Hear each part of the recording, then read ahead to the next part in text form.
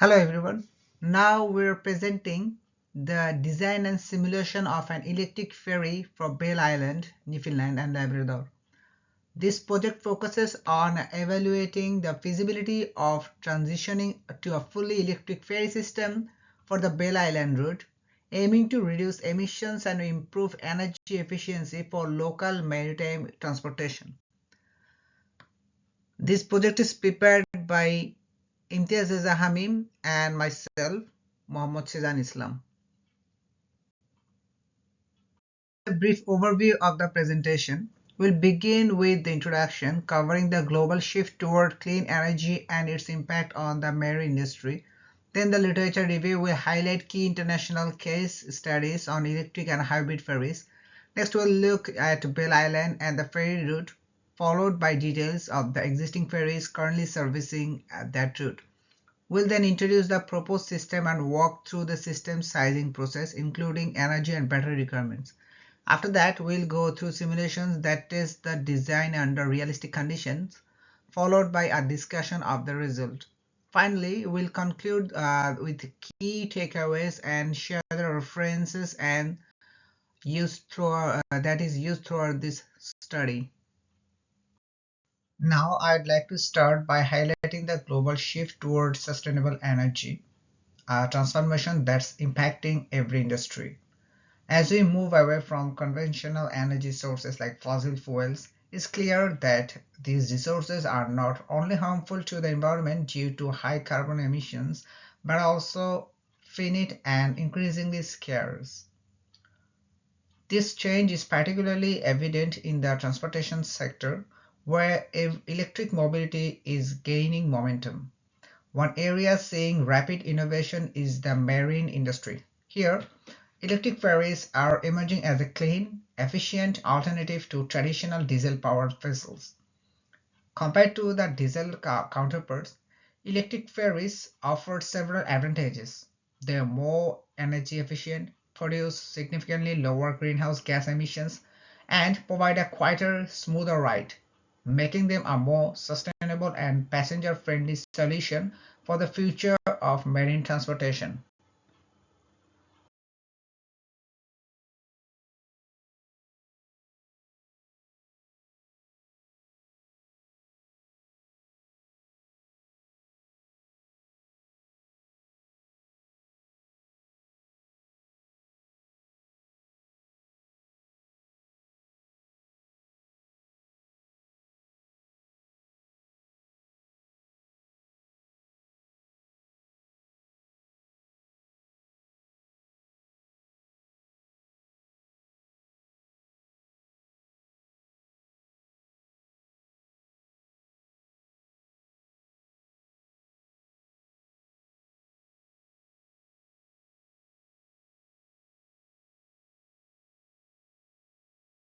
We'll discuss the literature review. In this section, I'd like to highlight some recent data and strategic goals that support the shift toward renewable energy in the maritime sector. According to IRENA's 2024 data, we currently have around 622 gigawatts of wind power and over 584 gigawatts of solar power installed globally. These figures reflect how renewable energy applications are becoming more advanced and widespread. Most renewable energy plants are either located on land or offshore due to lower construction and operational costs. The transportation sector, historically a major contributor to carbon emissions, is now actively transitioning toward cleaner energy sources. This is especially true in maritime transportation. The International Maritime Organization, or IMO, introduced a strategy aimed at reducing carbon intensity by at least 40% by 2030 and cutting total annual greenhouse gas emissions by 50% by 2050 compared to 2008 levels. Currently, the main source of emissions in the maritime sector is the use of heavy fuel oil, primarily diesel. One of the key enablers of this transition is battery technology. With ongoing advancements, it's now possible to design passenger ferries that can travel longer distances and complete more trips without frequent charging. Batteries can serve as a primary power source, especially for inland and coastal electric passenger vessels, and can be supplemented with shore-based charging infrastructure. As battery technology continues to evolve, we can expect even longer operational ranges and reduced charging times. Market studies on automotive lithium-ion batteries indicate that medium to large-scale battery packs are expected to become more affordable in the coming years, further supporting the growth of electric ferries and other clean transportation models. Now, let's look at a few case studies from around the world that highlight the successful integration of clean energy in ferry systems. Starting with Egypt, the Tahia Misher 1 project demonstrates the potential of hybrid solar diesel systems in the maritime sector. This study proposed a 25.84 kilowatt solar power system specifically designed to leverage Egypt's high solar potential. The results showed that such a system could reduce emissions by up to 46.86 tons per year. Alongside the environmental benefits, the study also confirmed the economic and technical feasibility of using hybrid systems for a short route ferries. The analysis was supported by detailed mathematical modeling, making it a strong reference for clean energy transitions in sun-rich regions. Moving to Australia, the Burney Island Ferry conversion study explored the transition from a diesel-electric system to a fully battery-powered electric setup.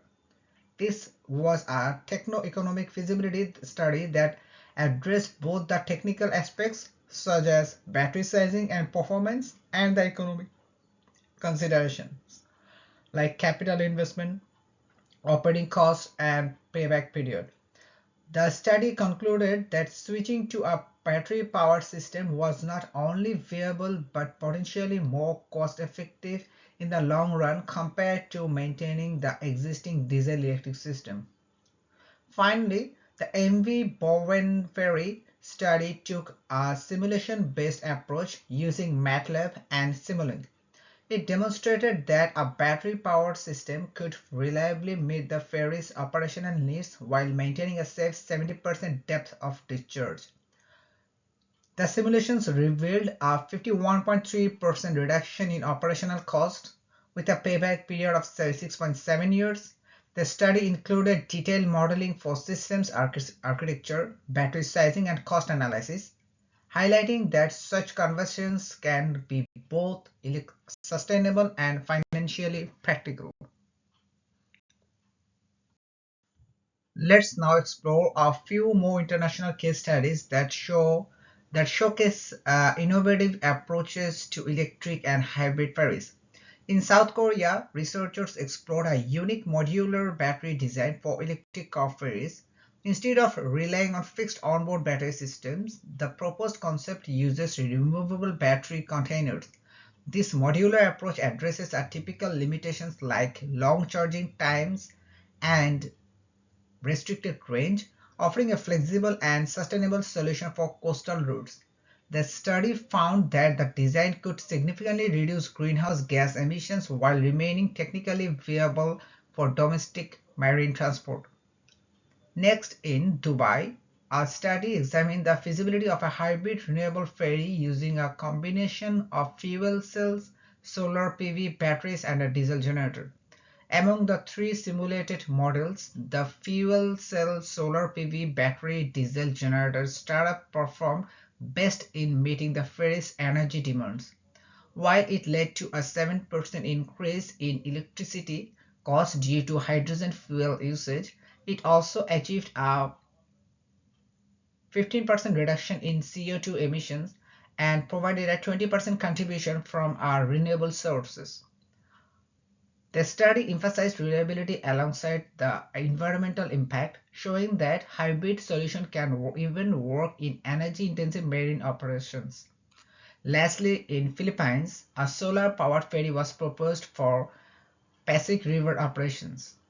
The design used AutoCAD for mechanical modeling and MATLAB Simulink to simulate performance under different weather conditions. The ferry itself is a catamaran-style aluminum vessel powered by solar panels and motor rated between 80 and 180 kilowatts.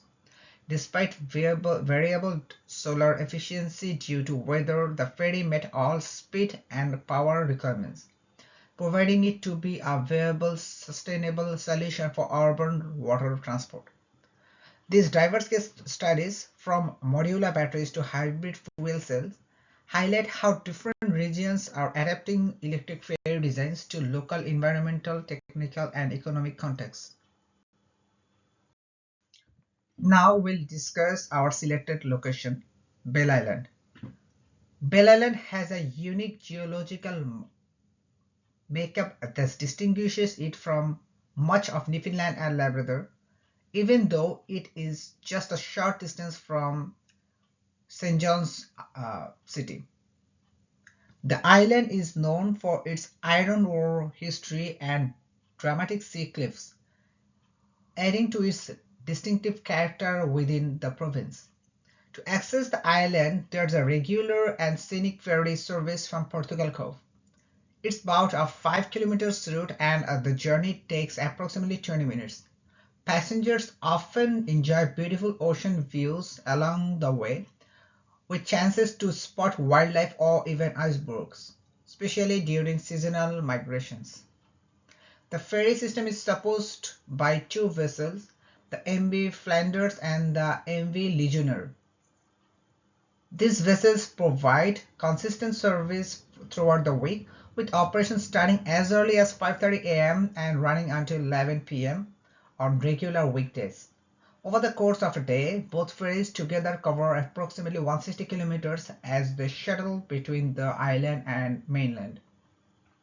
This route plays a vital role in the daily life of and economy of Bell Island, serving as the main connection for residents, supplies, and tourists. The predictable high-frequency nature of the route makes it a strong candidate for electrification or hybrid conversion, especially considering the short distance and frequent turnaround. Now the later slides will be discussed by my project mate Imtiaz Reza Hamim. Thank you. Hi there, it is Imtis Razamin. So I'm going to describe the existing ferry descriptions. Here we choose the MV Legionnaire uh, to electrify our ferry. And here's the vessel specifications. It has a length of 81.05 meter. It has a beam of 17.20 meter. And its depth to weather deck is 12.25 meter. And it can run through the speed of 14 knots during the normal situations, and it can run with the speed of 4 knots during the icy conditions. And for the propulsion system, it has two engines,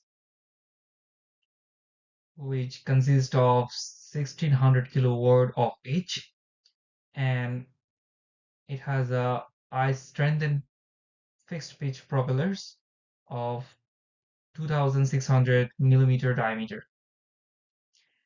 And for the electrical purpose, it has three generators of 1700 kilowatt of electrical power with a voltage of 440 volt and 60 hertz of the frequency. And it also has an emergency generator, which is named as Volvo D16 engine, and it has a power rating of 400 kilowatt.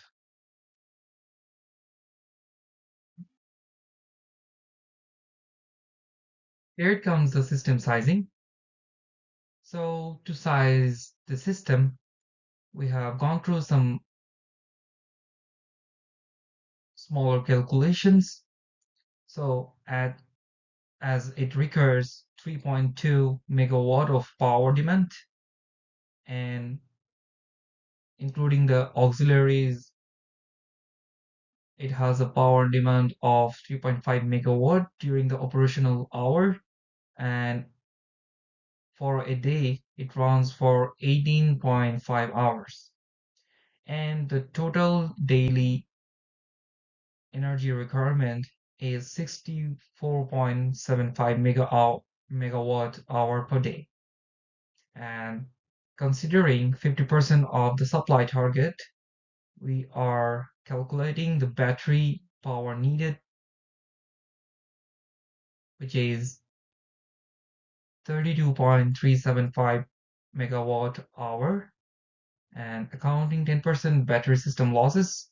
So the storage needed for the battery is 32.7375 divided by 0.9, which is approximately 35.97 megawatt hour. In terms of power flow strategy, so as we have calculated earlier, the total load is 3.5 megawatt, which can be also calculated on the summation of power generated from generator and from battery and from solar. And also, we can also calculate the energy from battery by following this equation, which is the summation of energy generated from the battery on the initial conditions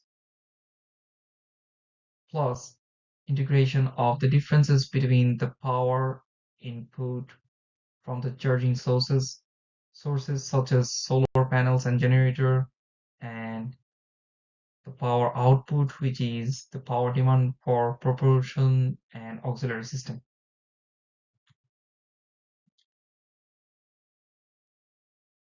Here comes the charging power equations. Here, P charge equals to E required divided by T charge into ether charge.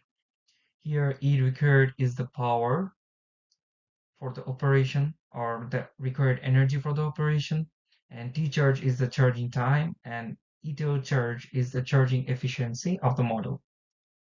And we can also calculate the solar contribution, where P solar is the power from the solar panels, and here A is the area of the solar panels, I is the solar irradiance, and eta solar is the efficiency of the solar panel. So just multiplying A, I, and eta, we can get the solar power output. Here comes the final expression to calculate the total power output, which can be done by the following equation, where P out equals to P motor, which is used for the engine, plus P aux, which is known as the power for the auxiliary equipments. It can be less than or equal with P battery plus P solar plus P generators. Here comes the proposed system.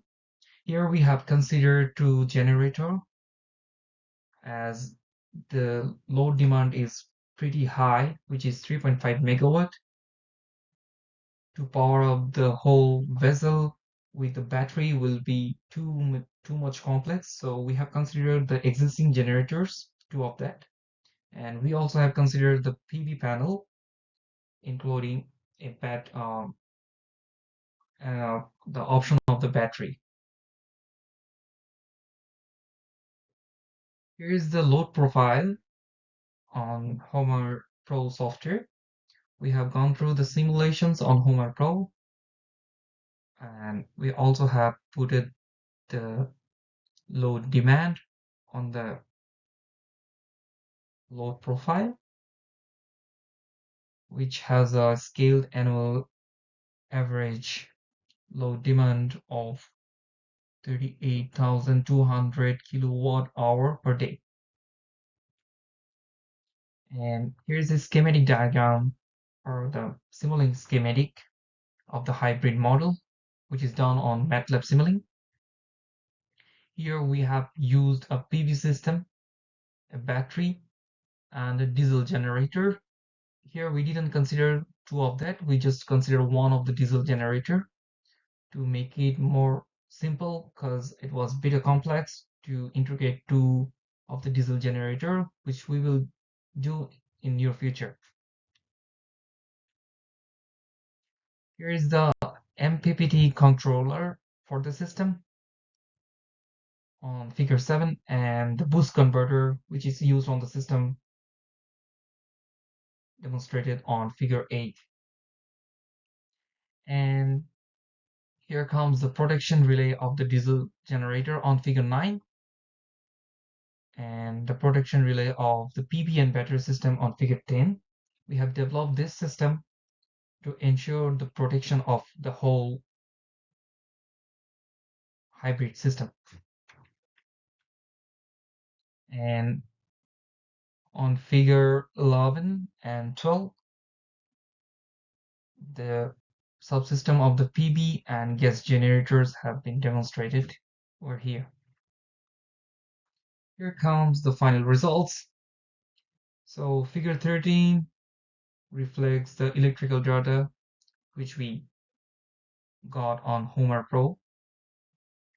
So it shows that it has an excess electricity of 0.8%, which is 121,246 kilowatt per hour in a year. And it has a renewable fraction of 10.1%, and the maximum renewable penetration is 435%. And the bar graph reflects how much energy we are gathering from the generators and the PV. Here's the renewable output data. The nominal renewable capacity divided by the total nominal capacity is 33.3%, and the total renewable production divided by the load is 13.4%. As we discussed earlier, there is a less chance of getting more power outputs from the solar panels due to the weather and geographical location uh, of the Bell Island, and also due to the smaller area to put the PV panels on the vessels. The chances of getting more power from solar panels are too less. That's why we have considered two generators and the battery. Here comes the full consumption data, which is shown on figure 15. And here's the generator's output shown on figure 16 and 17. The electrical production from generator 1 per year is 7315971 kilowatt per hour, and on the other hand it has the hours of operation of 5091 hours in a year, and it's also similar to the second one. To the next slide. Here is the output for the battery, and here as we can see it has an autonomy of 18.5 hours. So without any without getting any supply from the generators, it can produce power and it can power up the engine for 18.5 hours. For example, just to run the vessel for a 1 day operation. Designing a high-powered electric ferry is a bit complex and need more research to obtain the optimal solution, as it demands more than 3.5 megawatt of power in an hour during the operations. And as solar output is not that much of high, and considering the battery as the primary source, it demands a large size, which is a bit more complex in case of weight and discharge. and many other facts. So rely on diesel generators as primary source of the power is the optimal options we found so far.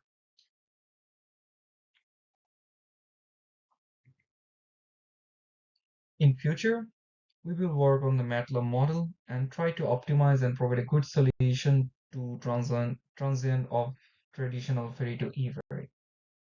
Thank you so much. Here are the references which we have used for the report. That's all from my end. Thank you.